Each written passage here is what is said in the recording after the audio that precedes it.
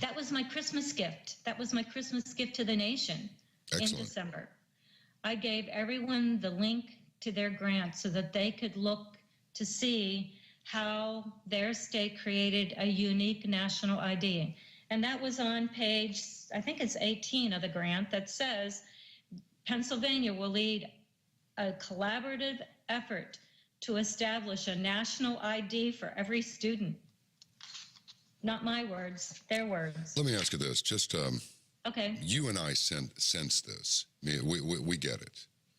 But let me ask you, I just want to hear your version of the answer to this question, which is, what's so bad about a national identification system? I mean, we have passports and driver's licenses and social security numbers. That certainly narrows the field a little bit.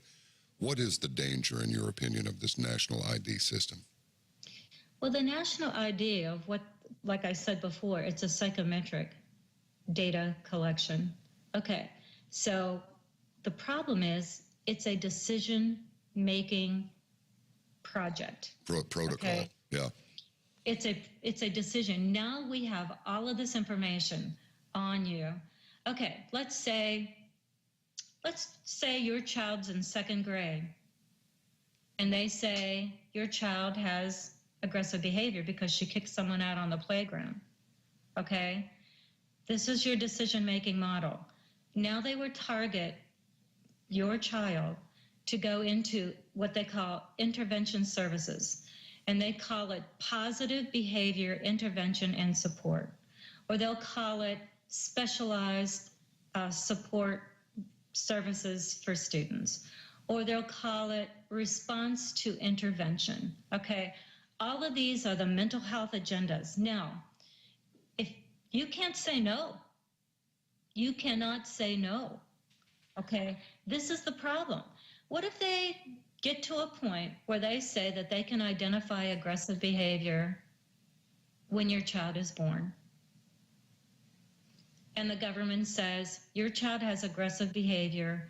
We have to implement these drugs. Yeah, it dovetails nicely into the designer babies. Disagree? Okay, so it's the government objectives of what they want. And do parents have the right to say no? What happens in the future? I mean, I can't tell people what are going to happen in the future. What I can show them is what they are collecting, what the objectives are in mental health, what they will do in the end 5-10 years from now. I can't tell you, but I can tell you that they're collecting biometric data. I can tell you that this is a decision-making model. And okay, so they already have the third grade guarantee in many states, okay? Your child cannot move on beyond third grade without meeting the criteria for Common Core. So what do you do as a parent? You're going to go get a tutor, right? Yeah, this is absolutely extraordinary. You don't question what... Broke up a little bit. You I'm sorry. Froze. I don't know how far well, just take it from, so if you're not allowed to get your child going beyond third grade, first thing you're going to do is you're going to get a tutor. That's when we lost you. Okay. Well, and this is the agenda. What happens is parents will try to do whatever they can to help their children. Okay, they call this parent engagement. And they'll stroke the parents into saying, well, this is what you need. But this is the criteria that's being set out. And as far as what will happen in the future, okay, well, you know what? The whole mental health agenda, and I want to go more into it from the grants perspective. Every time a child has an intervention, okay, let's go back to Susie on the playground in the second grade, kicks someone on the playground. This child has aggressive behavior. Okay, this child will now have to go through what they call a functional behavioral assessment.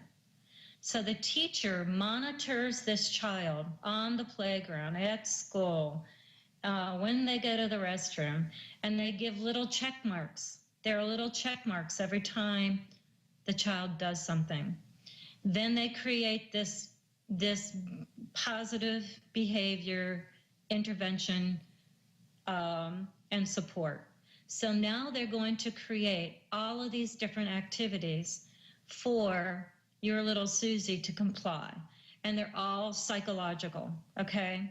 So, does the parent have a right to ever say no? Is this normal behavior?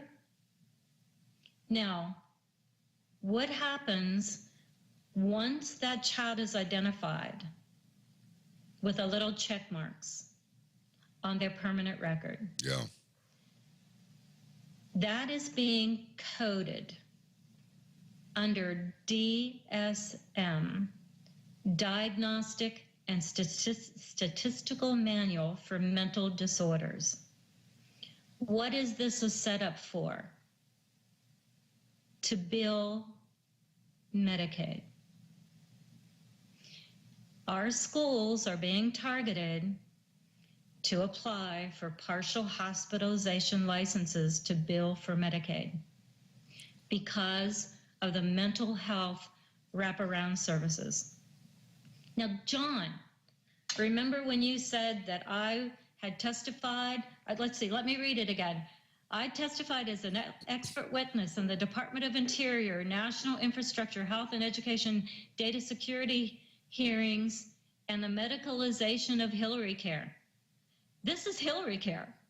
This was her backdoor implementation of national health care, starting with the schools. The schools apply for partial hospitalization licenses to bill for Medicaid. It's called Mental Health Wraparound Services. And this is Susie. Susie now is in this complete system because of some sort of aggressive behavior, because she kicked someone out on the playground. And it's going to develop into a complete psychological profile that can be billed by Medicaid and outside providers who can come into the school and treat. It's treatment. So think about it. Good grief. Data tracking, data trafficking, and treatment. That's what the whole agenda is. The whole agenda is all three. Now think about this. Whenever President Obama did the mental health agenda after Sandy Hook, how is this going to impact Obamacare and the Affordable Care Act? You know, a lot of people think that